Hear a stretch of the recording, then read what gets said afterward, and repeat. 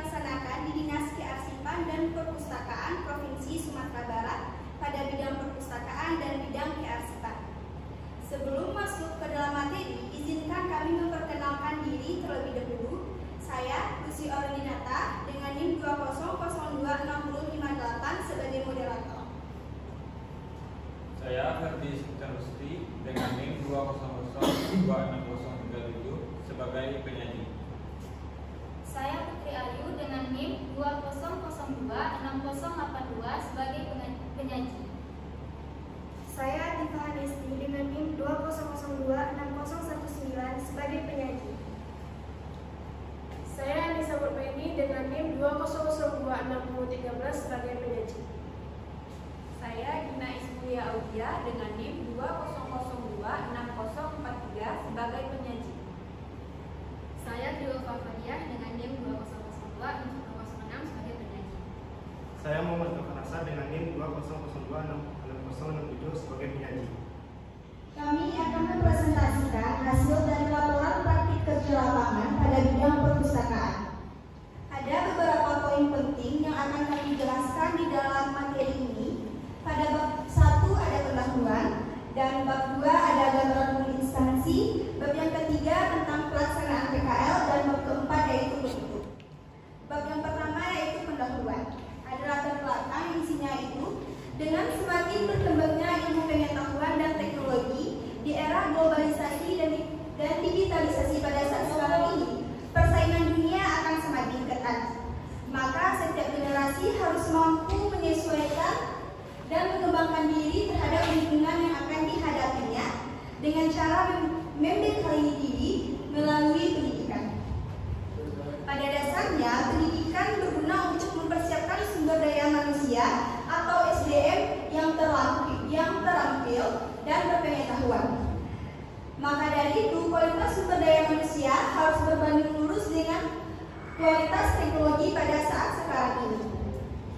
Dalam membentuk sumber daya manusia yang berkualitas, maka Universitas Negeri Padang yang membentuk suatu program magang, yaitu melalui program MBKM Mandiri.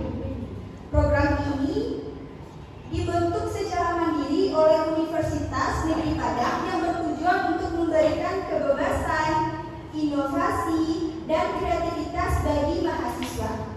Dinas Kearsipan dan Perpustakaan Provinsi Sumatera Barat merupakan sebuah instansi pembina perpustakaan dan kearsipan yang dibentuk berdasarkan Peraturan Daerah atau Perda Provinsi Sumatera Barat Nomor 3 Tahun 2008 pada tanggal 21 Juli 2008 tentang pembentukan organisasi dan tata kerja Inspektorat Badan Perencanaan Pembangunan Daerah dan Lembaga Teknisi Daerah Provinsi Sumatera Barat. Selanjutnya yaitu tujuan. Adapun tujuan yang ingin dicapai dalam kegiatan praktik kerja lapangan ini diantaranya yang pertama yaitu mahasiswa harus mampu mengenal, mengetahui, dan menganalisis kondisi lingkungan dunia kerja. Dan yang kedua, mengasah soft skill dan hard skill sehingga mampu bekerja sama di dalam tim. Yang ketiga yaitu membentuk pola pikir mahasiswa dalam melihat suatu masalah dan memberikan solusinya. Yang keempat, mengaplikasikan ilmu yang diperoleh dan mengikuti perkuliahan di tempat praktik kerja lapangan atau PKL yang dilakukan di Dinas Kearsipan dan Perpustakaan Provinsi Sumatera Barat. Yang kelima yaitu meningkatkan dan memperluas pengetahuan serta hubungan sosial dengan lembaga-lembaga lainnya. Yang keenam di sini yaitu melatih mahasiswa calon lulusan agar memiliki kemampuan dalam beradaptasi dengan dunia kerja sehingga dapat memberikan kesempatan kepada mahasiswa untuk beradaptasi dengan suasana lingkungan kerja yang sebenarnya. Yang ketujuh, memberikan sarana pengembangan kepribadian bagi mahasiswa calon lulusan di dunia kerja dan mahasiswa dapat mengetahui produktivitas dari instansi tersebut. Dan yang terakhir yaitu untuk memenuhi syarat lulusan prodi diploma 3 atau D3 ilmu perpustakaan dan kearsipan Fakultas Bahasa dan Seni Universitas Negeri Padang. Selanjutnya yaitu manfaat. Adapun manfaat yang ingin dicapai di dalam kegiatan praktik kerja lapangan ini diantaranya yaitu yang pertama, menambah pengalaman dan pengaplikasian ilmu yang dimiliki mahasiswa selama praktik kerja lapangan di dunia pekerjaan nantinya. Dan yang kedua yaitu mengasah soft skill dan hard skill mahasiswa sesuai dengan bidang ilmu yang diperoleh di tempat magangnya tersebut. Yang ketiga yaitu dapat memberikan layanan yang baik kepada pengguna sesuai etika pustakawan yang telah dipelajari selama masa perkuliahan. Dan yang terakhir yaitu harus mampu menyesuaikan pekerjaan di sebuah instansi. Baiklah, selanjutnya penyampaian materi akan disampaikan oleh Ferdi Septian-Rusdi dengan NIM 20026037. A. Visi dan misi. Kehadiran Lembaga Dinas Kearsipan dan Perpustakaan Provinsi Sumatera Barat memiliki peranan penting dan tanggung jawab cukup besar ke depan yang dituangkan ke dalam visi dan misi. Visi menjadikan Dinas Kearsipan dan Perpustakaan Provinsi Sumatera Barat dengan sebagai sumber informasi untuk membangun masyarakat yang sadar, asik dan gemar membaca untuk mencerdaskan masyarakat. Misi yang pertama, mengembangkan budaya gemar membaca.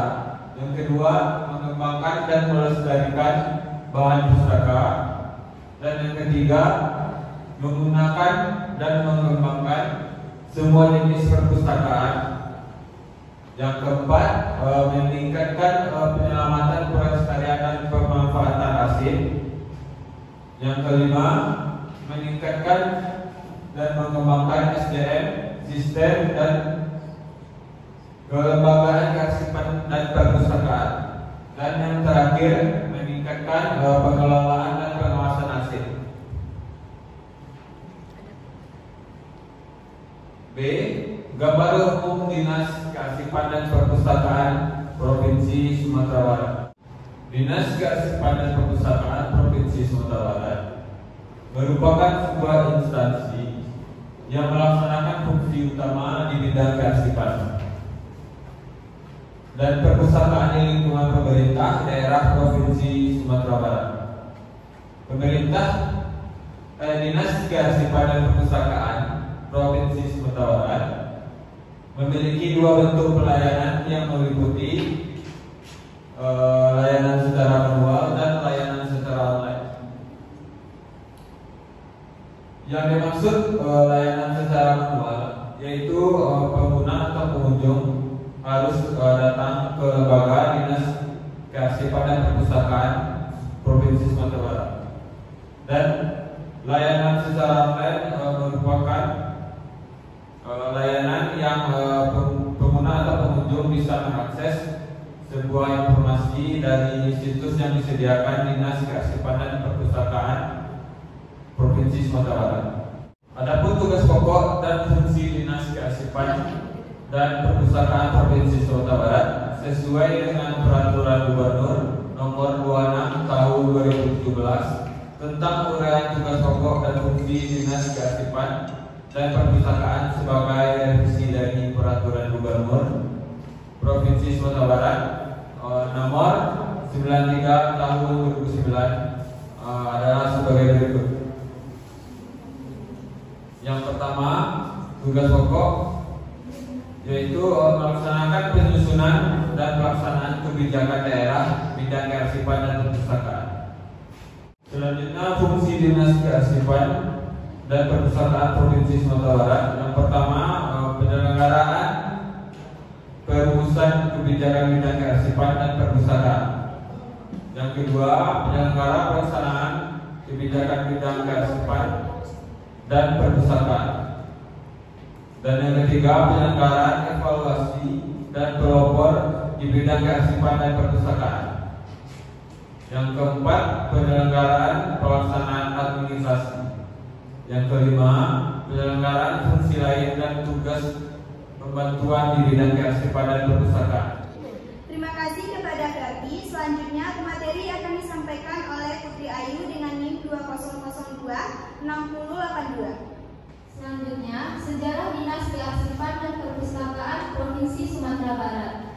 pertama, sejarah perjalanan Dinas Kearsipan dan Perpustakaan Provinsi Sumatera Barat. Badan Perpustakaan dan Kearsipan Provinsi Sumatera Barat merupakan sebuah instansi pembina perpustakaan dan kearsipan di daerah ini. Dibentuk berdasarkan Peraturan Daerah atau Perda Provinsi Sumatera Barat Nomor 3 Tahun 2008 pada tanggal 21 Juli 2008 tentang pembentukan organisasi dan tata kerja inspektorat, Badan Perencanaan Pembangunan Daerah dan Lembaga Teknis Daerah Provinsi Sumatera Barat. Yang kedua, sejarah perpustakaan. Lembaga perpustakaan diawali dengan berdirinya Perpustakaan Negara. Pendirinya berdasarkan keputusan Menteri Pendidikan, Pengajaran dan Kebudayaan Republik Indonesia Nomor 21091/S tanggal 10 April 1956. Pendirian perpustakaan ini merupakan satu proyek untuk Indonesia bagian Barat berkedudukan di Bukit Tinggi sebagai ibu kota Provinsi Sumatera Tengah. Mulai berdiri, Kepala Perpustakaan Negara dijabat Ismail Daulay hingga tahun 1958 dan dilanjutkan oleh M. Taher Sri Maharjo. M. Taher menjadi Kepala Perpustakaan cukup lama hingga tahun 1981. Kemudian diteruskan oleh Dr. Andos Roswali Said yang menjabat sampai 1986. Pada tahun 1962, Perpustakaan Negara dipindahkan ke Padang dan menempati gedung SO yang berganti nama menjadi Wisma Pancasila. Kemudian pindah ke gedung Balindo Asescan dekat kantor pos Balai Pemuda. Pada tahun 1967, menempati 8 gedung baru di Jalan Sudirman nomor 52 Padang. Perpustakaan Negara berganti nama menjadi Perpustakaan Wilayah Unit Pelaksanaan Teknis atau UPT dari Pusat Pembinaan Perpustakaan Depdikbud pada tahun 1979. Perubahan nama ini berdasarkan Surat Keputusan Menteri Pendidikan dan Budaya Republik Indonesia Nomor 095/0/1979 pada tanggal 29 Mei 1979 untuk Sumatera Barat termasuk tipe A karena koleksi bukunya di atas 10.000 eksemplar. Yang ketiga, penggabungan lembaga perpustakaan dan kearsipan.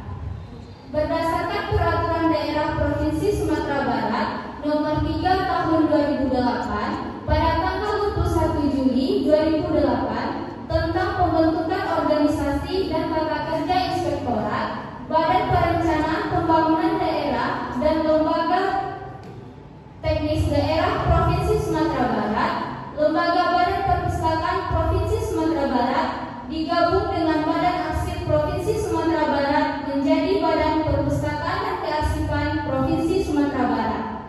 Eka Nuswa SK yang tadinya Kepala Badan Arsip Sumatera Barat dilantik Gubernur Gunawan Fauzi menjadi Kepala Badan Perpustakaan dan Kearsipan Sumatera Barat pada 24 Oktober 2008 bersamaan dengan 10 seluruh pejabat eselon 2 di lingkungan Pemprov Sumatera Barat, 3 asisten, 16 kepala dinas, 11 kepala badan, dan 8 kepala biro.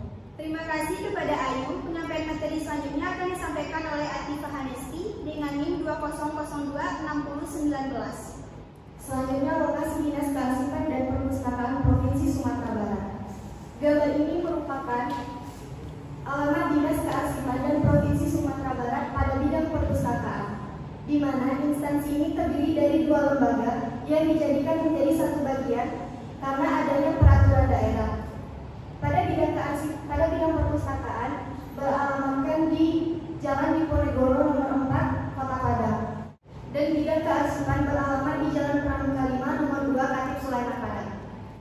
Selanjutnya, struktur organisasi Dinas Kearsipan dan Perpustakaan Provinsi Sumatera Barat. Gambar ini merupakan struktur organisasi Dinas Kearsipan dan Perpustakaan Provinsi Sumatera Barat berdasarkan pasal 41 Peraturan Gubernur Nomor 3 Tahun 2020 tentang kedudukan, struktur organisasi, tugas, dan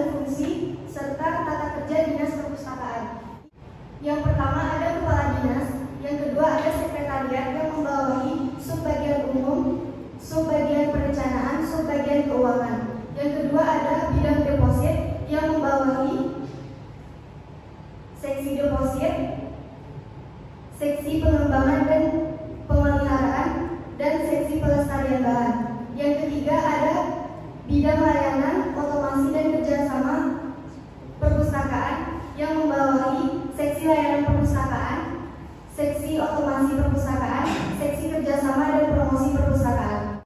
Selanjutnya bidang pembinaan dan pengawasan yang membawahi seksi pembinaan dan pengembangan kearsipan, seksi pembinaan dan pengembangan perpustakaan, seksi pengawasan kearsipan dan perpustakaan. Selanjutnya bidang kearsipan yang membawahi seksi arsip dinamis, seksi pemeliharaan, seksi arsip statis dan layanan. Terima kasih kepada Atifa. Selanjutnya pemateri akan disampaikan oleh Anissa Murmaini dengan NIM 20026013. Masuk kepada bab 3 yaitu pelaksanaan PKL. Sistem PKL pada bidang perpustakaan diawali dengan pengurusan surat PKL di administrasi Departemen Bahasa dan Sastra Indonesia dan daerah pada tanggal 1 Agustus tahun 2022. Pada tanggal 4 Agustus 2022, pengantaran surat ke Dinas Kearsipan dan Perpustakaan Provinsi Sumatera Barat bertempatan di Jalan Ponegoro nomor 4 Padang. Kemudian, pada tanggal 4 Agustus 2022, surat PKL diajukan ke Dinas Kearsipan dan Perpustakaan Sumatera Barat, tepatnya di ruang administrasi, agar surat pengajuan tersebut dapat diproses. Pada tanggal 8 Agustus 2022, surat gagasan dari Dinas Kearsipan dan Perpustakaan Provinsi Sumatera Barat keluar sebagai tanda bahwa mahasiswa diterima untuk melaksanakan PKL di Dinas Kearsipan dan Perpustakaan Provinsi Sumatera Barat. Dan PKL tersebut dilaksanakan pada tanggal 22 Agustus 2022. Pada gambar ini terdapat aturan masuk jam kerja dan tata cara berpakaian di Dinas Kearsipan dan Perpustakaan Provinsi Sumatera Barat. Pada masuk kerja terdapat pada hari Senin sampai Kamis masuk pukul 07.30 sampai 16.00. Pada hari Jumat dimulai pada jam kerja 07.30 sampai 16.30 dan hari libur terdapat pada libur nasional. Nah, cara berpakaian pada Dinas Kearsipan dan Provinsi Sumatera Barat ini pada hari Senin dan Selasa memakai pakaian hitam putih, hari Rabu memakai baju angkatan, dan pada hari Kamis memakai baju batik, dan terakhir hari Jumat memakai baju muslim. Terima kasih kepada Anissa. Selanjutnya pemateri akan disampaikan oleh Gina Ismulia Audia dengan NIM 20026043. Baiklah, selanjutnya yaitu masuk kepada kegiatan PKL pada bidang perpustakaan. Yang pertama yaitu inventarisasi. Inventarisasi bahan pustaka merupakan kegiatan mencatat dan memberikan nomor induk terhadap suatu bahan pustaka sehingga diketahui keberadaannya sebagai kekayaan suatu perpustakaan. Di Dinas Kearsipan dan Perpustakaan Provinsi Sumatera Barat, pelaksanaan pencatatan data buku biasanya yang dicatat adalah tanggal, nomor inventaris, pengarang, judul buku, penerbit, tahun terbit, asal buku, harga buku, dan keterangan. Sebelum kegiatan pencatatan yang harus dilakukan pustakawan terlebih dahulu yaitu pemberian cap stempel dan pemberian nomor inventarisasi. Nah, pada gambar ini merupakan pemberian stempel pada buku Minangkabau-Siana sebagai identitas bukti kepemilikan bahan pustaka di Dinas Kearsipan dan Perpustakaan Provinsi Sumatera Barat.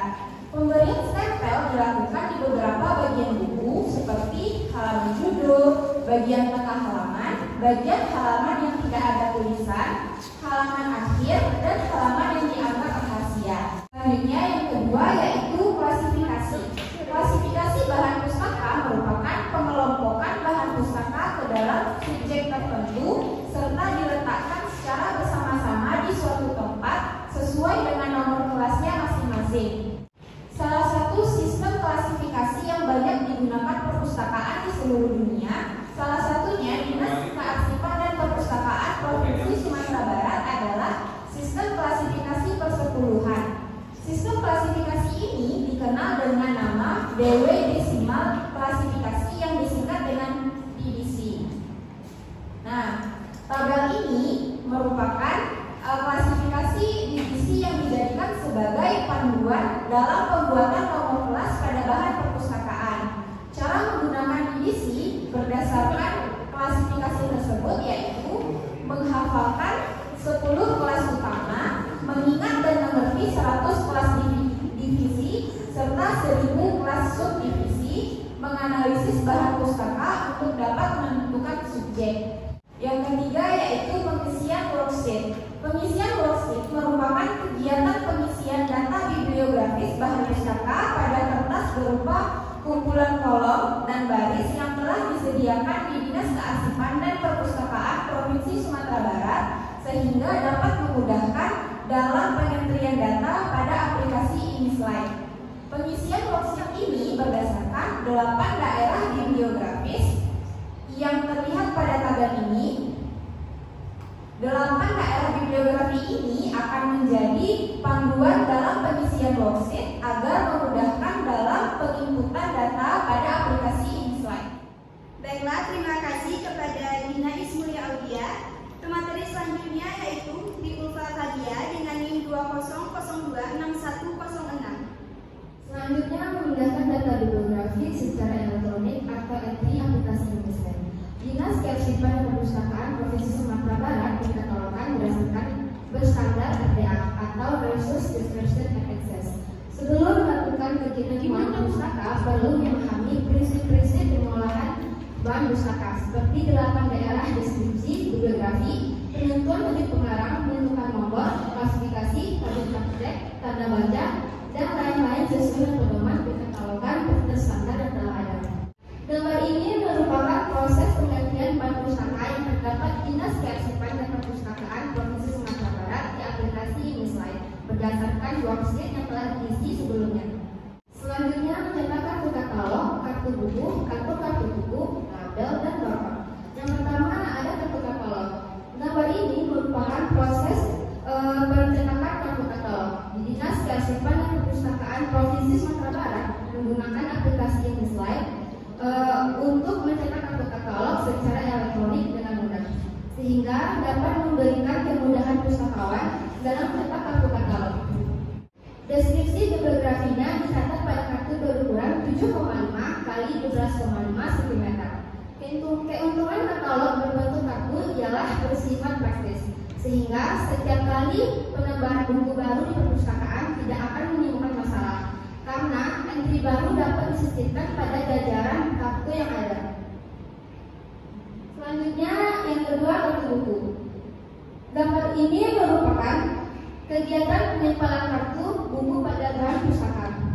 Kartu buku pada Dinas Kearsipan dan Perpustakaan Provinsi Sumatera Barat terbuat dari kertas manila atau kertas putih berisi nomor inventaris, nama pengarang, judul buku, nomor panggil, tanggal kembali, dan nama peminjam.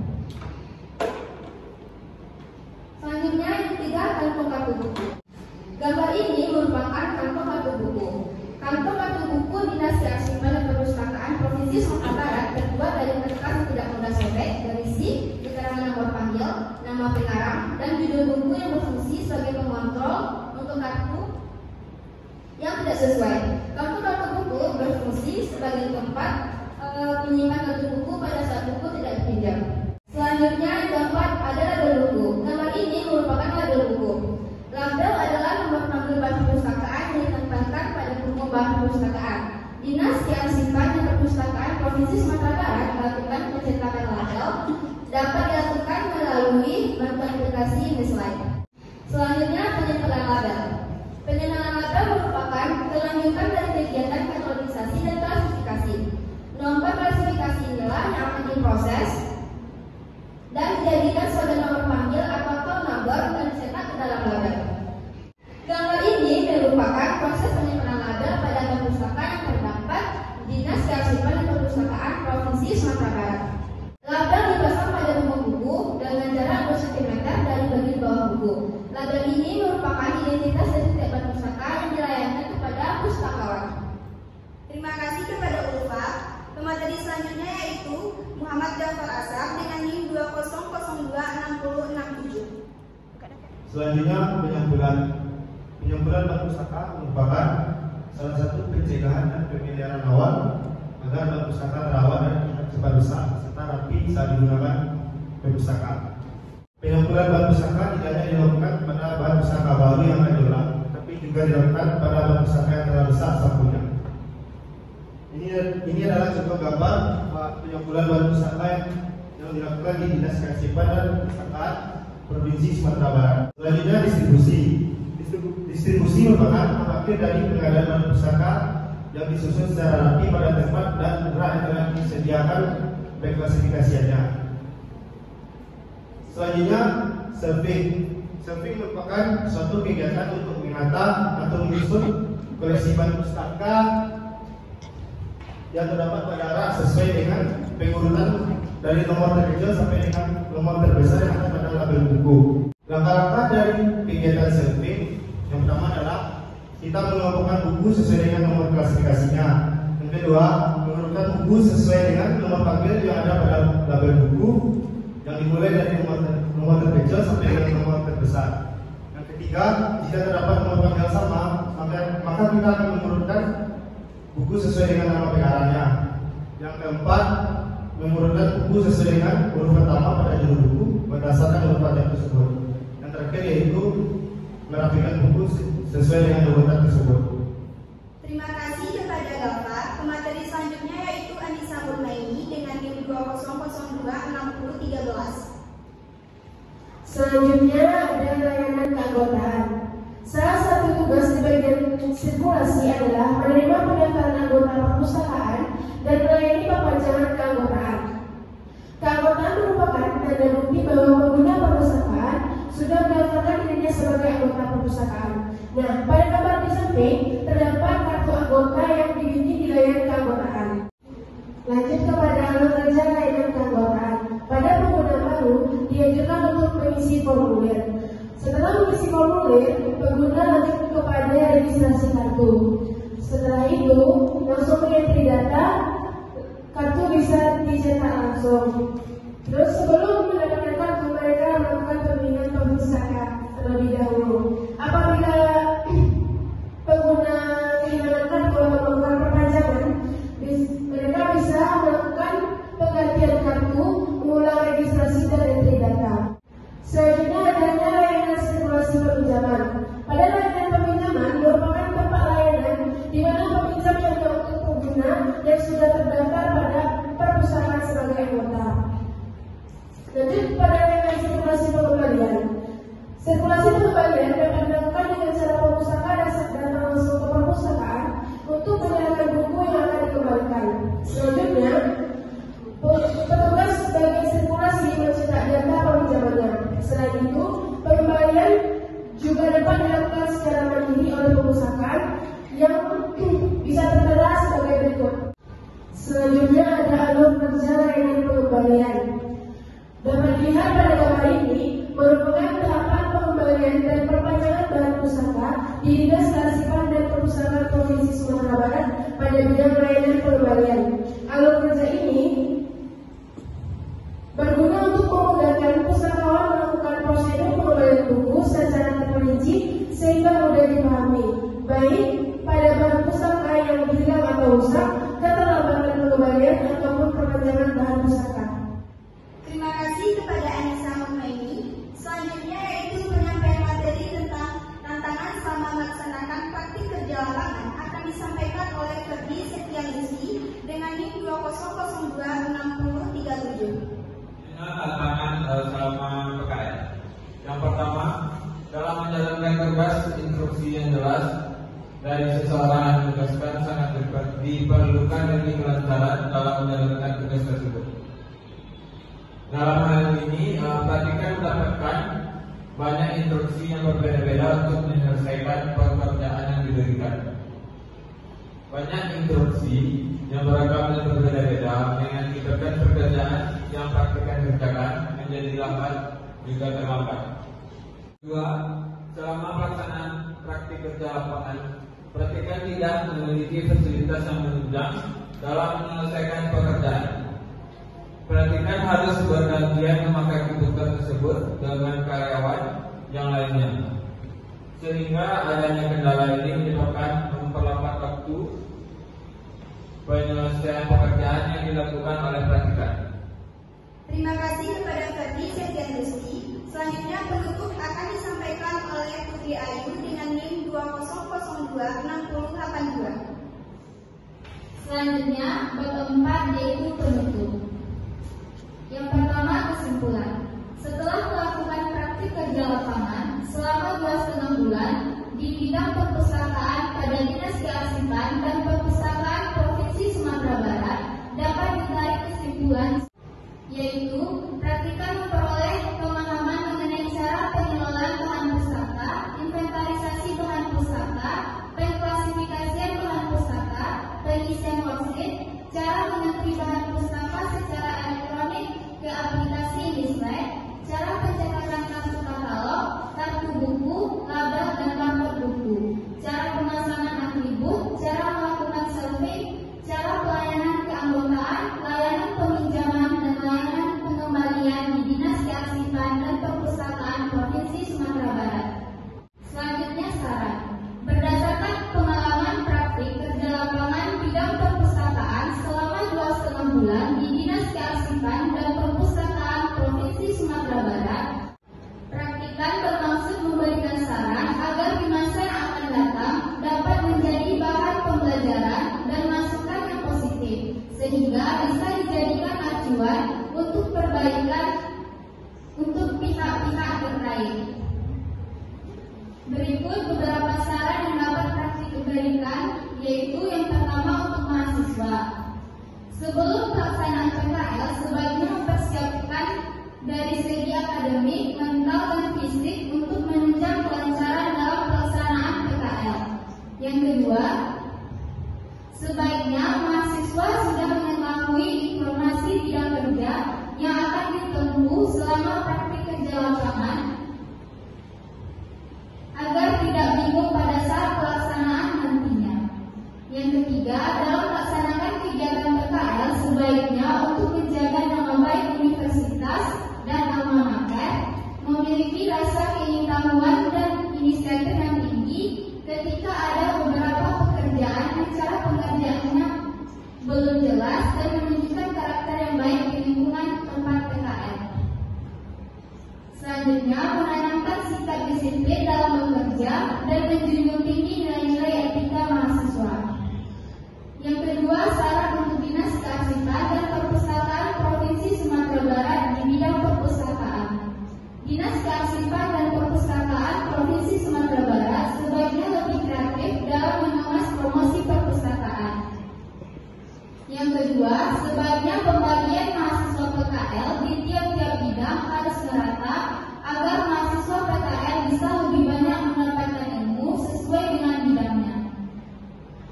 Yang ketiga, untuk Fakultas Bahasa dan Seni Universitas Negeri Padang. Komunikatif dalam menyampaikan program MPKM mandiri kepada mahasiswa agar tidak terjadi asimetri informasi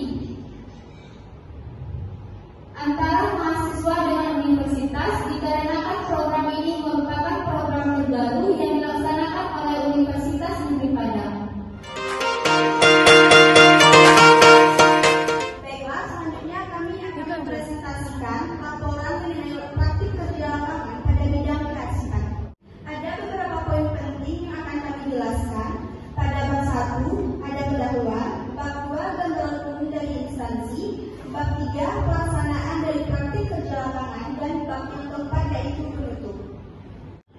Saya Lucy Oraminata dengan NIM 20026058 akan menyampaikan mengenai materi pada bab 1 pendahuluan, latar belakang dari laporan ini, yaitu teknologi dan ilmu pengetahuan berkembang pesat seiring dengan perkembangan zaman di era modern.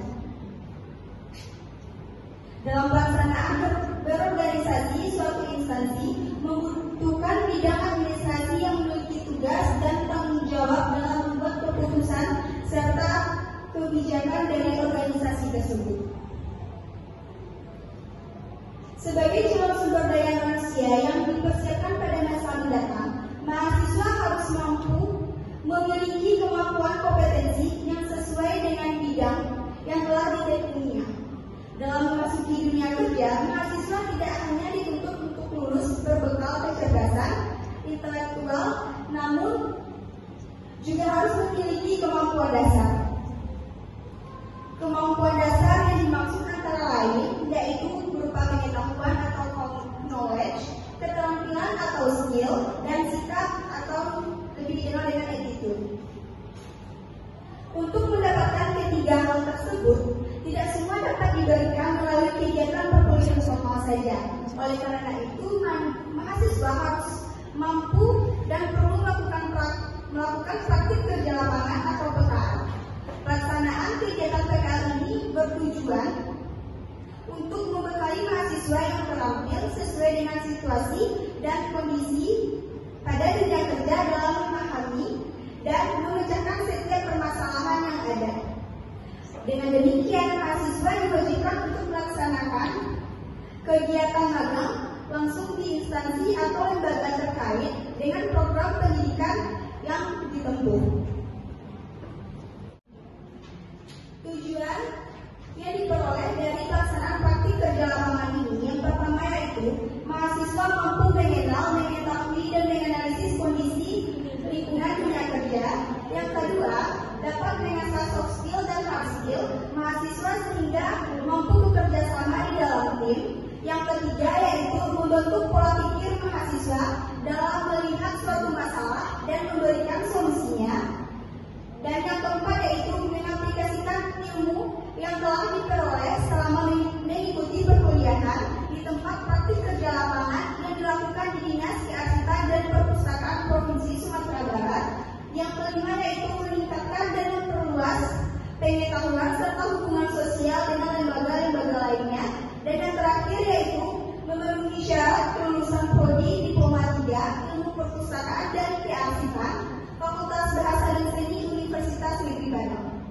Selanjutnya manfaat yang dapat diperoleh dari praktik kerja lapangan diantaranya yaitu yang pertama menambah pengalaman dan pengaplikasian ilmu yang telah dimiliki mahasiswa selama PKL di dunia pekerjaan nantinya.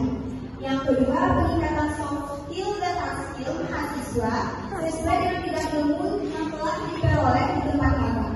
Yang ketiga, mengetahui cara dan bagaimana proses pengelolaan arsip sehingga dapat berjalan dengan baik. Dan yang terakhir yaitu laporan praktik kerja lapangan dapat dijadikan sebagai bahan masukan bagi instansi dalam menangani arsip sebagai bukti bahwa arsip telah ikut andil dalam pengembangan di bidang pendidikan. Terima kasih. Selanjutnya penyampaian materi mengenai gambaran umum instansi akan disampaikan oleh Atifah Adesi dengan NIM 2002-6019. Yang kedua yaitu gambaran umum instansi. Visi dan misi Dinas Kearsipan dan Perpustakaan Provinsi Sumatera Barat. Visinya yaitu menjadikan Dinas Kearsipan dan Perpustakaan sebagai sumber informasi dengan membangun masyarakat yang sadar arsip dan gemar membaca untuk mencerdaskan masyarakat. Sedangkan misinya yaitu yang pertama, mengembangkan budaya gemar membaca. Yang kedua, mengembangkan dan melestarikan bahan pustaka. Yang ketiga, mendayagunakan dan mengembangkan semua jenis perpustakaan. Yang keempat, meningkatkan penyelamatan, pelestarian dan pemanfaatan arsip.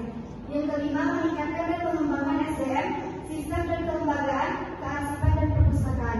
Dan yang terakhir yaitu meningkatkan pengelolaan dan pengawasan arsip. Selanjutnya, tugas pokok Dinas Kearsipan dan Perpustakaan Provinsi Sumatera Barat yaitu melaksanakan penyusunan dan pelaksanaan kebijakan daerah bidang kearsipan dan perpustakaan. Fungsinya yaitu yang pertama, penyelenggaraan perumusan kebijakan bidang kearsipan dan perpustakaan. Yang kedua, penyelenggaraan pelaksanaan kebijakan bidang kearsipan dan perpustakaan. Yang ketiga, penyelenggaraan evaluasi dan pelaporan di bidang kearsipan dan perpustakaan. Yang keempat, penyelenggaraan pelaksanaan administrasi. Yang kelima, penyelenggaraan fungsi lain dan tugas pembantuan di bidang kearsipan dan perpustakaan. Terima kasih kepada Atifah. Selanjutnya pemateri akan disampaikan oleh Anissa Murmaini dengan NIM 2002-6013. Saudara Dinas Kearsipan dan Perpustakaan Provinsi Sumatera Barat. Sejarah perjalanan Dinas Kearsipan dan Perpustakaan Provinsi Sumatera Barat, Badan Perpustakaan dan Kearsipan Provinsi Sumatera Barat adalah sebuah instansi pembina perpustakaan dan kearsipan dibentuk berdasarkan peraturan daerah Perda Provinsi Sumatera Barat Nomor 3 Tahun 2008 pada tanggal 21 Juli 2008 tentang pembentukan organisasi dan tata kerja Inspektorat Badan Perencanaan Pembangunan Daerah dan Lembaga Teknis Daerah Sumatera Barat. Kedua, ada persejarah ringkas lembaga kearsipan. Lembaga arsip diawali dengan berdirinya kantor arsip daerah Gubernur Sumatera Barat Hasan Basri Durin dengan mengeluarkan peraturan daerah tingkat 1 Sumatera Barat dengan nomor 12 tahun 1994 tentang pembentukan susunan organisasi dan tata kerja kantor arsip daerah Provinsi Sumatera Barat tingkat 1. Sesuai pada tersebut, kantor arsip daerah bertugas menyusun rencana dan program kerja di bidang kearsipan daerah, melaksanakan pengumpulan dan pengelolaan arsip inaktif, pembinaan kearsipan terhadap unit, serta penilaian dan penyerahan arsip statis daerah kepada arsip nasional atau ANDRI. Lanjut, adanya penggabungan lembaga perpustakaan dan kearsipan. Berdasarkan peraturan daerah Provinsi Sumatera Barat Nomor 3 Tahun 2008 pada tanggal 21 Juli 2008 tentang pembentukan organisasi dan tata kerja Inspektorat Badan Perencanaan Pembangunan Daerah dan Lembaga Teknis Daerah Provinsi Sumatera Barat. Lembaga Badan Perpustakaan Provinsi Sumatera Barat digabung dengan Badan Arsip Provinsi Sumatera Barat menjadi Badan Perpustakaan dan Kearsipan Provinsi Sumatera Barat. Eka Nusra SH yang tadinya Kepala Badan Arsip Sumatera Barat dilantik Gubernur Gumawan Fauzi menjadi Kepala Badan Perpustakaan dan Kearsipan Sumatera Barat pada tanggal 24 Oktober 2008 bersamaan dengan 10 seluruh pejabat eselon 2 di lingkungan Pemprov Sumatera Barat, 3 asisten, 16 kepala dinas, 11 kepala badan, dan 8 kepala biro. Terima kasih atas arisan ini. Selanjutnya penyampaian materi akan disampaikan oleh Dina Ismulia Aulia dengan NIM 20026043. Baiklah, selanjutnya lokasi Dinas Kearsipan dan Perpustakaan Provinsi Sumatera Barat. Gambar ini merupakan alamat Dinas Kearsipan dan Perpustakaan Provinsi Sumatera Barat pada bidang kearsipan. Instansi ini terdiri dari 2 lembaga yang disatukan menjadi satu akibat dikeluarkannya peraturan daerah. Bidang kearsipan ini berlokasi di Jalan Pramuka 5 Nomor 2 Titik Sulaiman Padang, dan bidang perpustakaan berlokasi di Jalan Diponegoro Nomor 4 Padang. Selanjutnya yaitu struktur organisasi Dinas Kearsipan dan Perpustakaan Provinsi Sumatera Barat. Gambar ini merupakan susunan organisasi Dinas Kearsipan dan Perpustakaan Provinsi Sumatera Barat berdasarkan pasal 41 Pergub Nomor 3 Tahun 2020 tentang kedudukan, susunan organisasi, tugas organisasi, serta fungsi dan tata kerja dinas daerah. Yang pertama yaitu Kepala Dinas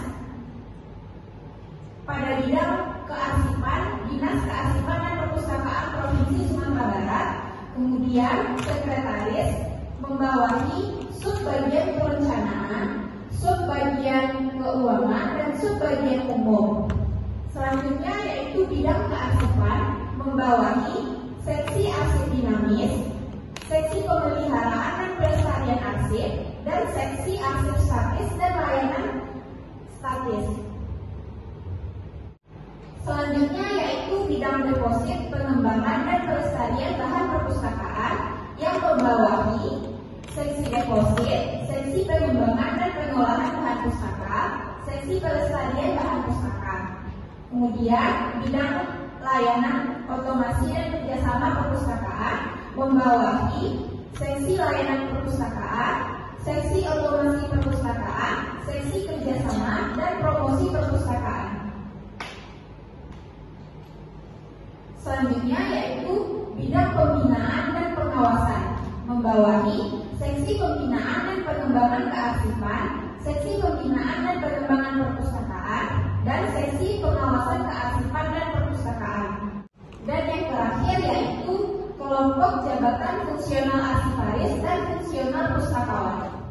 Terima kasih kepada Dina. Pemateri selanjutnya yaitu Dirulfa Fadia dengan NIM 20026106. Nomor 3, pelaksanaan PKL. Sistem PKL pada Dinas Kearsipan dan Perpustakaan Provinsi Sumatera Barat. Ini merupakan jam kerja dan aturan berpakaian PKL di Dinas Kearsipan dan Perpustakaan Provinsi Sumatera Barat. Jam kerja pada hari Senin sampai Kamis dimulai pada pukul 7.30 sampai dengan pukul 16.00. Jam istirahat pada hari Senin sampai Kamis dimulai pada pukul 12.00 sampai dengan pukul 13.00. Jam kerja pada hari Jumat dimulai pada pukul 7.30 sampai dengan pukul 16.30. Jam istirahat pada hari Jumat dimulai pada pukul 12.00 sampai dengan pukul 13.00. Hari libur hanya terasa pada hari libur nasional. Aturan berpakaian pada hari Senin dan Selasa menggunakan pakaian hitam putih. Pada hari Rabu menggunakan pakaian baju pakatan. Pada hari Kamis menggunakan pakaian batik dan pada hari Jumat menggunakan pakaian baju muslim. Terima kasih kepada Ulfa. Pemateri selanjutnya akan disampaikan oleh Muhammad Gafar Asraf dengan NIM 20026067. Selanjutnya pengembangan aset di Kongres. Ini adalah tahap unjuk aset. Yang pertama adalah tahap penciptaan aset. Tahap penciptaan aset merupakan tahap awal dari proses kehidupan aset. Penciptaan aset dapat terjadi karena dibuat sendiri oleh organisasi yang bersangkutan atau karena suatu organisasi menerima aset dari pihak lain. Penciptaan aset dilaksanakan dengan baik dan benar untuk menjamin rekaman kegiatan dan peristiwa sebagaimana adanya sehingga menghasilkan hasil analitik utuh dan terpercaya sesuai dengan ketentuan peraturan perundang-undangan. Yang kedua adalah tahap distribusi aset. Tahap ini merupakan proses penyebaran aset dari pembuat ke pengguna, bisa dari pengiriman email, pos dan lain sebagainya. Pada tahap ini pencipta akan memberikan user informasi melalui proses distribusi ini, sehingga informasi tersebut sampai kepada divisi lain yang membutuhkannya. Yang ketiga, tahap penggunaan aset. Aset umumnya digunakan untuk pengambilan keputusan, untuk referensi, untuk memiliki penyelidikan dan persyaratan untuk yang akan datang. Selanjutnya tahap pemeliharaan aset. Yang pertama adalah pembatasan aset aktif yang dilakukan terhadap aset yang dibuat dan diterima serta dilaksanakan berdasarkan klasifikasi. Sehingga fisik informasi aset tertata serta tersusunnya data aset yang ini daftar isi berkas dan daftar berkas. Yang kedua adalah penyelesaian aset yang aktif dilakukan berdasarkan azas dan asal-usul dan azas aturan. Yang ketiga, penyimpanan yang dilaksanakan untuk menjamin keamanan fisik dan informasi aset. Yang keempat, alih media aset. Yang kelima adalah penyusunan aset. Yang pertama adalah pemindahan aset inaktif dari unit pengolah ke unit kearsipan yang dilaksanakan melalui kegiatan penyelesaian aset inaktif. Yang kedua adalah penyusunan aset dilakukan terhadap aset yang tidak memiliki nilai guna dan habis potensinya. Yang ketiga adalah penyerahan aset dilakukan terhadap aset yang memiliki nilai kesedaran. Terima kasih kepada Gafar. Selanjutnya pemateri yaitu Ferdi Septianuski dengan NIM 20026037. Selanjutnya pengelolaan aset dinamis inaktif. Pemeriksaan. Kegiatan ini merupakan kontrol awal yang dilakukan dalam menyimpan aset. Pemeriksaan ini meliputi apakah aset tersebut sudah benar-benar inaktif. Kemudian diperiksa kembali penataannya atas dasar sistem yang digunakan dan ditertibkan pengaturan fisiknya sehingga mempermudah temu kembali aset tersebut. Pemilahan merupakan kegiatan memisahkan antara aset dan non-aset serta duplikasi yang berlebihan. Misalnya seperti amplop, map, belangko dan lain sebagainya. Mendaftar aset pada kartu deskripsi. Aset yang sudah dipilah dan dikelompokkan menurut masalahnya. Kemudian ditentukan kode klasifikasinya. Kemudian dicatat pada kartu deskripsi. Gambar di samping merupakan Contoh kartu deskripsi yang telah dicetak mencantumkan bagai klasifikasi arsip, asal arsip, isi ringkasan, atau bentuk redaksi, isi informasi, tingkat perkembangan volume. Selanjutnya menyambung dengan kertas pembungkus. Kegiatan membungkus arsip dengan menggunakan kertas pembungkus yang disediakan oleh Dinas Kearsipan dan Perpustakaan Provinsi Sumatera Barat. Biasanya menggunakan kertas casing sebagai pembungkusnya. Terima kasih kepada Ferdi. Selanjutnya saya akan melanjutkan presentasi dari Ferdi Setianusti mengenai penomoran definitif. Sebelum dilakukan penomoran definitif, terlebih dahulu kelompok arsip yang telah dituangkan pada kartu deskriptif diperiksa ulang apakah sesuai atau tidaknya. Setelah diperiksa, selanjutnya kita daftarkan ke dalam daftar arsip dinamik aktif agar data-data mengenai arsip tersebut tersimpan dengan baik dan dapat memudahkan dalam temuan kembali arsip. Selanjutnya yaitu penomoran pada sampul. Kegiatan ini dilakukan berdasarkan susunan kartu deskripsi yang telah dilakukan penomorannya atau penomoran definitifnya. Apabila terjadi penggabungan kartu deskripsi dalam satu nomor definitif, maka perlu dilakukan penggabungan fisik arsip sesuai dengan kesatuan kelompok arsipnya. Gambar ini merupakan proses pemberian nomor untuk arsip. Pemberian nomor ini dilakukan berdasarkan susunan kartu deskripsi yang telah dilakukan penomoran definitifnya. Dengan penggunaan sistem pemberian nomor urut arsip, maka proses kembali arsip akan berjalan dengan mudah dengan mengacu kepada range nomor yang akan dicari, maka akan menghasilkan proses pencarian yang lebih cepat.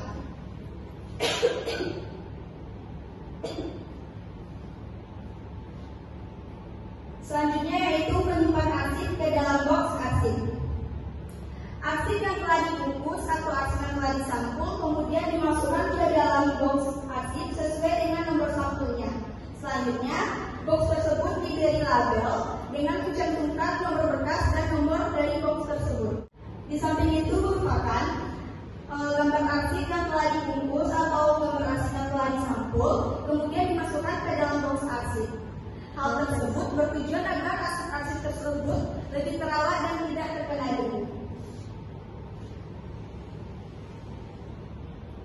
Selanjutnya yaitu pembuatan daftar pertelaan arsip.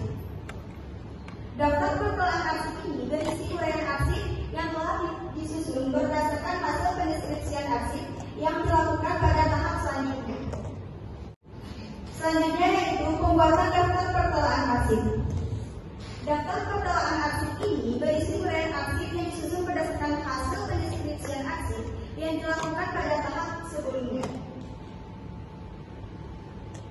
Dan yang terakhir yaitu menyimpan box arsip pada rak.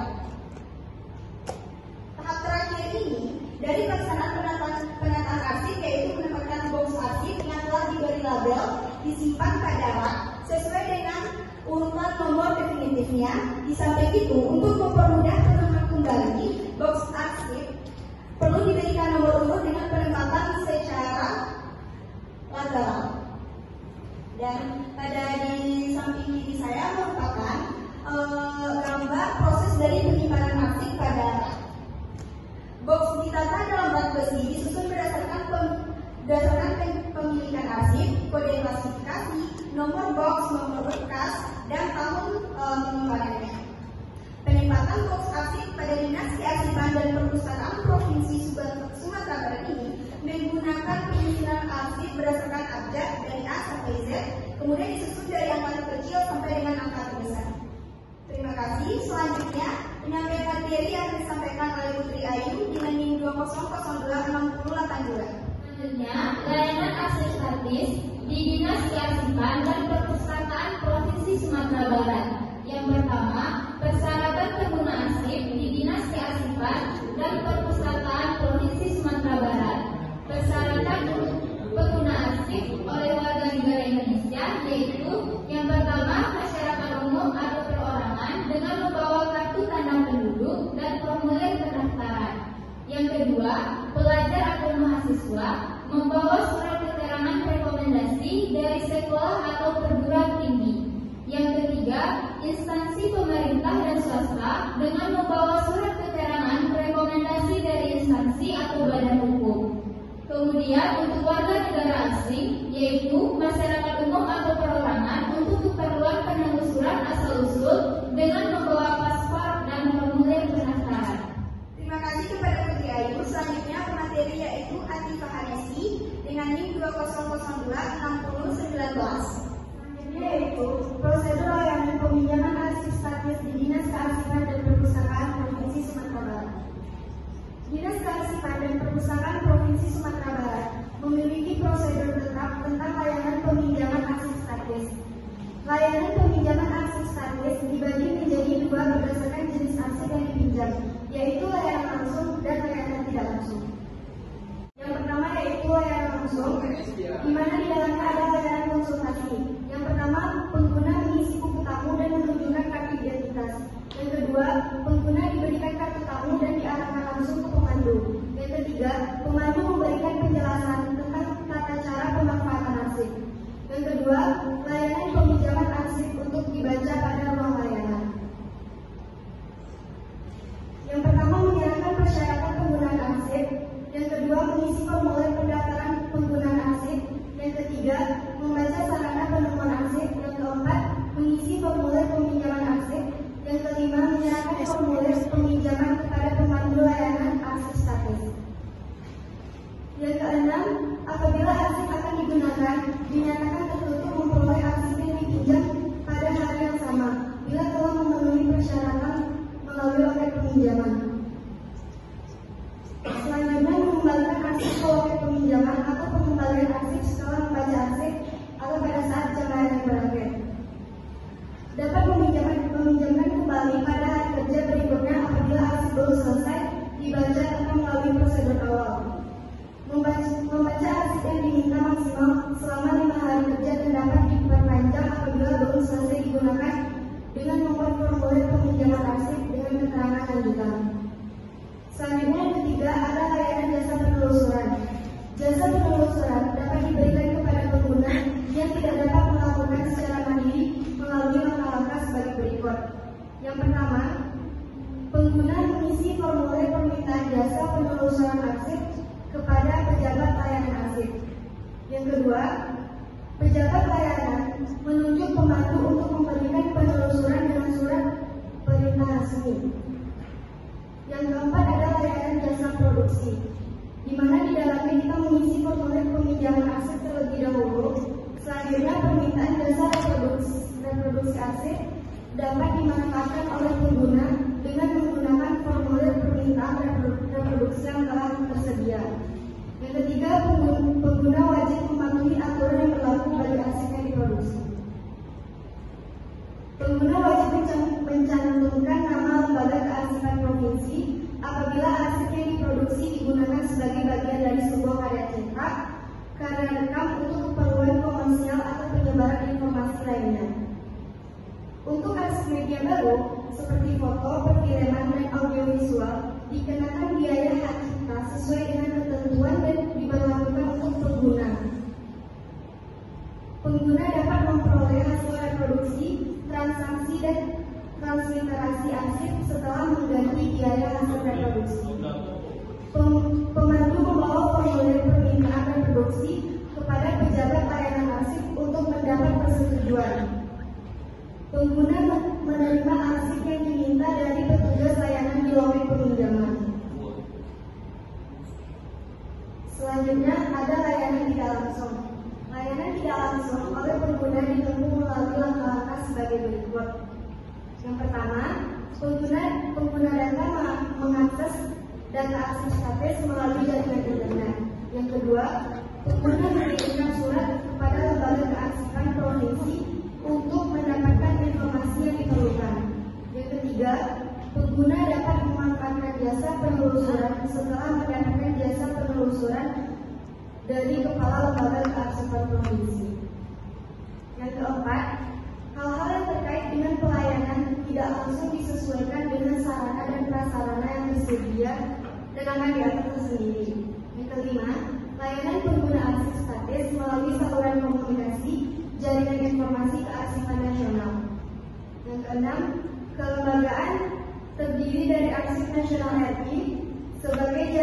nasional serta lembaga kearsipan provinsi atau kabupaten kota. Terima kasih kepada Anita Hanesi. Selanjutnya pemateri yaitu Anissa Nurmaini dengan NIM 2002613. Adapun prosedur penyimpanan arsip aktif di Dinas Kearsipan dan Perpustakaan Provinsi Sumatera Barat. Yang pertama ada pemeriksaan. Persiapan menyimpan surat dengan cara memeriksa pada setiap lembar dokumen untuk memperoleh kepastian bahwa arsip tersebut sudah siap untuk disimpan. Apabila dokumen siap untuk disimpan, maka kita dapat memberikan satu tanda siap simpan. Tanda atau simbol yang digunakan dapat berupa tulisan, arsip, dokumen, tanda cetak, dan tanda lain-lainnya. Yang kedua yaitu ada main index. Main index adalah kerjaan menentukan pada nama apa itu subjek apa atau kata tangkap lainnya surat akan disimpan. Penentuan kata tangkap pada Dinas Kearsipan dan Perpustakaan Provinsi Sumatera Barat dengan menggunakan sistem pemberkasan menurut abjad.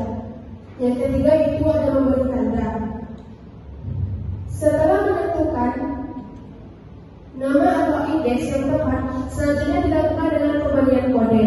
Langkah ini disebut juga dengan pengkodean yang dilakukan secara sederhana, yaitu dengan memberi tanda garis atau lingkaran dengan warna yang mencolok pada kata tangkap yang sudah ditentukan pada langkah pengerjaan indeks. Lanjut kepada menyortir. Untuk menghindari kesalahan peletakan yang dapat berakibat fatal, maka sebelum melakukan peletakan ke dalam tempat penyimpanan, sebaiknya melakukan pengelompokan dokumen berdasarkan indeks yang sudah ditentukan. Menyortir adalah mengelompokkan dokumen-dokumen untuk persiapan ke langkah terakhir, yaitu penyimpanan.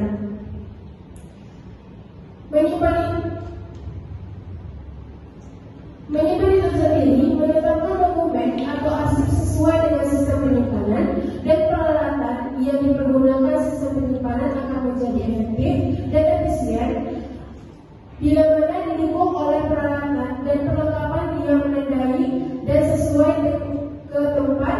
Sistem tersebut di atas akan sangat sesuai apabila dipergunakan di dalam lemari arsip. Lanjut kepada pemberian label. Pemberian label merupakan kegiatan pemberian identitas pada pembungkus arsip dan box arsip. Label tersebut terdiri dari nama pencipta, nomor arsip yang sesuai dengan nomor definitifnya, dan nomor box arsip. Label ditulis pada kertas lalu ditempel. Terima kasih kepada Anissa Nurmaini. Selanjutnya pemateri yaitu Dina Ismulia Aulia dengan NIM 2002643. Baiklah, selanjutnya yaitu sarana dan prasarana dalam penyimpanan arsip. Yang pertama yaitu kertas pembungkus. Kertas pembungkus digunakan untuk melindungi dan menjaga arsip agar tidak terjadi kerusakan pada arsip nantinya. Kertas pembungkus yang biasa dipakai di Dinas Kearsipan dan Perpustakaan Provinsi Sumatera Barat adalah kertas casing seperti yang terlihat pada gambar ini. Yang kedua yaitu box arsip. Setelah arsip dibungkus, arsip dimasukkan ke dalam box yang telah disediakan. Kemudian arsip tidak boleh terlalu penuh agar arsip tersebut tidak mudah lapuk dan cepat rusak. Box arsip tersebut harus dilubangi agar sirkulasi udara di dalam box dapat berjalan dengan lancar sehingga arsip di dalamnya tidak rusak. Gambar ini merupakan box arsip yang terdapat pada Dinas Kearsipan dan Perpustakaan Provinsi Sumatera Barat. Selanjutnya yaitu penyimpanan box. Setelah arsip dibungkus dengan kertas casing dan dimasukkan ke dalam box arsip, selanjutnya box itu akan ditempatkan di rak arsip atau wall opaque yang sudah anti karat dan tahan api seperti yang tertera pada gambar seperti ini. Kemudian alat pemadam api ringan atau alarm kebakaran. Alat alarm kebakaran merupakan perangkat yang berfungsi untuk mendeteksi dan memperingatkan orang-orang di sekitarnya melalui suara ketika terdeteksinya asap, api, karbon monoksida, dan keadaan darurat lainnya. Selanjutnya yaitu air purifier. Air purifier yang berfungsi sebagai pembersih udara di dalam ruangan depo arsip. Air purifier ini juga ampuh untuk menghilangkan virus, bakteri, dan kuman yang bertebaran di udara. Kemudian dehumidifier. Dehumidifier berfungsi untuk menjaga kadar kelembapan udara dengan cara menarik air yang terkandung di udara. Mesin dehumidifier dapat mengurangi kelembapan yang umumnya terjadi di ruangan yang panas. Kemudian termohigrometer. Termohigrometer digunakan untuk mengukur suhu dan kelembapan dalam ruangan depo AC. Termohigrometer ini merupakan sebuah alat yang menggabungkan fungsi termometer dan higrometer.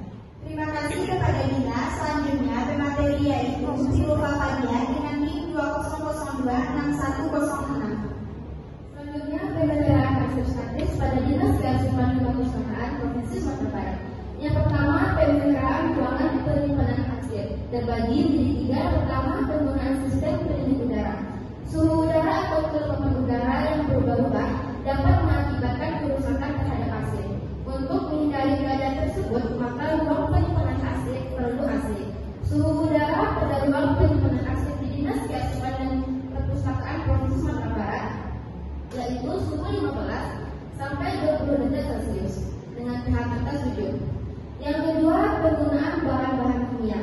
Menggunakan kapur barus dengan memberikan atau memasukkan kapur barus atau kamper di tempat penyimpanan arsip atau box arsip. Hal ini bertujuan untuk mengusir serangga yang dapat merusak arsip. Yang ketiga, fumigasi. Fumigasi merupakan salah satu tindakan yang bertujuan mencegah, mengobati, dan melaksanakan arsip. Fumigasi yang dilakukan di Dinas Kearsipan dan Perpustakaan Provinsi Sumatera Barat menggunakan obat atau zat kimia. Kemudian ruangan ditutup sampai 4 hari dengan sampai 1 minggu. Yang kedua yaitu penyelenggaraan pada fisik arsip. Juga terbagi menjadi tiga. Yang pertama, kegiatan enkapsulasi. Enkapsulasi adalah suatu cara untuk memelihara arsip dengan cara menggunakan bahan pelindung guna menghindari arsip dari kerusakan yang bersifat fisik. Yang kedua, kegiatan laminasi. Laminasi adalah proses yang dilakukan untuk melapisi kertas dengan bahan plastik. Umumnya, proses laminasi ini digunakan untuk melindungi kertas atau dokumen penting dari faktor eksternal yang dapat merusaknya. Yang ketiga, deasifikasi. Deasifikasi adalah cara untuk menetralkan asam pada kertas yang sedang merusak kertas dan memberi bahan pencernaan atau buffer untuk melindungi kertas dari pengaruh asam yang berasal dari luar. Terima kasih kepada Ulfa. Selanjutnya pemateri yaitu Muhammad Gafar Asal dengan NIM 20026043. Selanjutnya kegiatan ahli media arsip statis di Dinas Kearsipan dan Perpustakaan Provinsi Sumatera Barat. Ahli media merupakan sebuah upaya membuat sarana backup dokumen dalam bentuk media lain. Ahli media statis bertujuan untuk melestarikan arsip dengan cara menduplikasikan arsip ke dalam media lain atau berupa file digital yang tersimpan dan tertata dan bisa digunakan di saat tertentu. Terima kasih kepada Bapak. Selanjutnya pemateri yaitu Ferdi Sitianusti dengan NIM 20026037. Alat yang digunakan untuk ahli media arsip yang pertama dokumen untuk arsip statis, yang kedua ada scanner, yang ketiga ada komputer, dan yang keempat ada hard disk. Proses ahli media arsip. Yang pertama kita melakukan siapkan kembali dan ada arsip yang akan digunakan media ulang. Yang kedua, arsip yang sudah ditemukan dibawa ke ruang labor untuk di-scan. Kemudian yang ketiga, arsip yang sudah selesai di-scan kemudian dikembalikan ke ruangan depo arsip. Yang keempat, file arsip yang sudah dialih media kemudian diberi kode QR. Dan yang terakhir yang kelima, arsip selesai dialih mediakan. Terima kasih kepada Ferdi. Selanjutnya penyaji yaitu Putri Ayu dengan NIM 20026082. Selanjutnya, tata cara alih media arsip.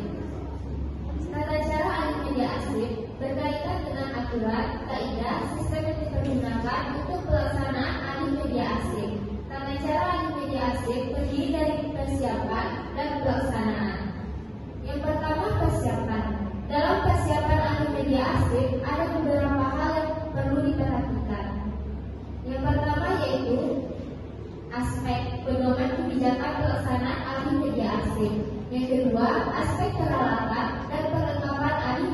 arsip. Yang ketiga, aspek kelengkapan dan keutuhan arsip yang akan dialih-mediakan. Yang keempat, aspek tempat penyimpanan arsip yang dialih-mediakan. Yang kelima, aspek personil pelaksana. Dan yang keenam, aspek legalitas secara administratif. Yang kedua, pelaksanaan. Ada beberapa hal yang harus dilakukan dalam pelaksanaan alih media arsip. Yang pertama yaitu pengalihan dari arsip kertas ke dalam mikrofilm. Yang kedua, pengalihan dari arsip kertas ke dalam media lainnya seperti CD-ROM. Yang ketiga, pengalihan dari arsip media mikrofilm ke dalam bentuk atau format file digital. Yang keempat, pengalihan arsip elektronik atau file elektronik, file digital ke dalam media mikrofilm. Yang kelima, pemeriksaan surat ketetapan pimpinan pencipta arsip tentang arsip yang akan dialih-mediakan. Yang keenam, pemeriksaan daftar arsip yang akan dialih-mediakan. Yang ketujuh, pemeriksaan proposal pekerjaan alih media arsip. Terima kasih kepada Ayu. Selanjutnya, materi yaitu Atifa Hanesi dengan NIM 20026019. Selanjutnya yaitu pengelolaan arsip elektronik. Pengelolaan arsip elektronik di Dinas Kearsipan dan Perpustakaan Provinsi Sumatera Barat yaitu menggunakan aplikasi SIKN. Aplikasi Sistem Informasi Kearsipan Nasional ini merupakan aplikasi antarmuka yang dapat digunakan oleh simpul jaringan memasukkan informasi kearsipan miliknya untuk selanjutnya dipublikasikan pada website Jaringan Informasi Kearsipan Nasional. Terima kasih kepada Tifa. Selanjutnya, materi yaitu Anissa Kurniaini dengan NIM 20026013. Adapun tantangan selalu melaksanakan praktik kerja lapangan di Dinas Kearsipan dan Perpustakaan Provinsi Sumatera Barat, yaitu dalam menjalankan tugas instruksi yang jelas dari seseorang yang menugaskan sangat diperlukan bagi kelancaran dalam menjalankan tugas tersebut. Dalam hal ini, praktikan dapat mendapatkan banyak instruksi yang berbeda-beda untuk menyelesaikan pekerjaan yang diberikan. Banyaknya instruksi yang beragam dan berbeda-beda mengakibatkan pekerjaan yang dipraktikkan pekerjaan menjadi lambat dan terhambat. Lanjut yaitu ruangan yang kecil dan sempit, kurang nyaman karena berantakan serta sarana yang kurang seperti kursi. Tak jarang praktikan harus berdiskusi pada bagian lain dikarenakan kurangnya sarana tersebut. Terakhir, selama kegiatan magang berlangsung, praktikan banyak melakukan kegiatan atau pekerjaan yang jarang atau sebelumnya tidak pernah dilakukan. Hal tersebut menjadi suatu tantangan tersendiri dalam menjalankan kegiatan magang. Terima kasih kepada Anissa. Selanjutnya, materi yaitu Gina Ismulia Aulia dengan NIM 20026043. Baiklah, selanjutnya saya akan membacakan bab 4 yaitu penutup. Betul atas kesimpulan, setelah praktikan melakukan praktek kerja lapangan di Dinas Kearsipan dan Perpustakaan Provinsi Sumatera Barat, praktikan dapat menarik kesimpulan bahwa yang pertama, praktikan memperoleh pengetahuan mengenai pengelolaan arsip dinamis pada Dinas Kearsipan dan Perpustakaan Provinsi Sumatera Barat yang meliputi pengelolaan arsip dinamis aktif dan arsip dinamis inaktif. Yang kedua, praktikan memperoleh pemahaman mengenai pengelolaan di layanan arsip statis pada Dinas Kearsipan dan Perpustakaan Provinsi Sumatera Barat. Yang ketiga, praktikan memperoleh pengetahuan mengenai bagaimana cara memelihara arsip statis dengan baik dan benar melalui kegiatan enkapsulasi, laminasi, dan lain-lain. Yang keempat, praktikan memperoleh pemahaman mengenai alih media arsip yang dilaksanakan di Dinas Kearsipan dan Perpustakaan Provinsi Sumatera Barat. Yang kelima, praktikan memperoleh pengetahuan mengenai bagaimana cara pengelolaan arsip elektronik pada Dinas Kearsipan dan Perpustakaan Provinsi Sumatera Barat dengan menggunakan aplikasi SIKN. Dan yang terakhir, praktikan mendapatkan pengalaman yang bermanfaat dan merasakan dunia kerja yang sesungguhnya, sehingga praktikan dapat mempersiapkan diri serta mental dan pengetahuan untuk menghadapi lapangan pekerjaan yang sebenarnya. Selanjutnya yaitu saran. Yang pertama, untuk